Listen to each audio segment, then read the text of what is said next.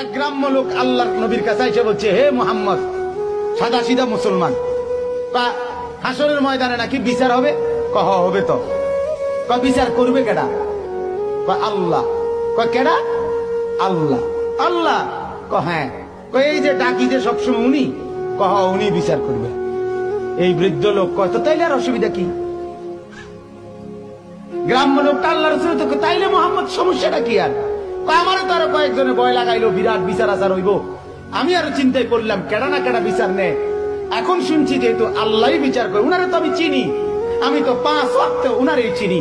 আমি রুকুতে উনাকেই চিনি, সেজদা করতে উনাকেই চিনি, আল্লাহু আকবার বলতে উনাকেই চিনি, আলহামদুলিল্লাহ পড়তে উনাকেই তো চিনি, সুবহান রাব্বিয়াল আযীম বলতে উনাকেই তো চিনি, সুবহান রাব্বিয়াল আলা বলে উনারই তো চিনি, প্রতিদিন সেজদা করে উনাকেই তো চিনি। এত চিনি চারে, সে আমারে চিনবে না কেন? সে হিসাব তো সহজেই নিবে। বুঝো? হ্যাঁ, এজন্য মুমিনের মরতেই অসুবিধা কি? মুমিনের বাঁচতেই সমস্যা কি? কথা বলেন না কেন?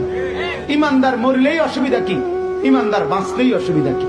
ইমানদারের কোনো অসুবিধা নাই। সমস্যা সুদ করে খেতে মরলে সমস্যা, মাইরা হতাইলে বোধে। কথা কয় না কেন?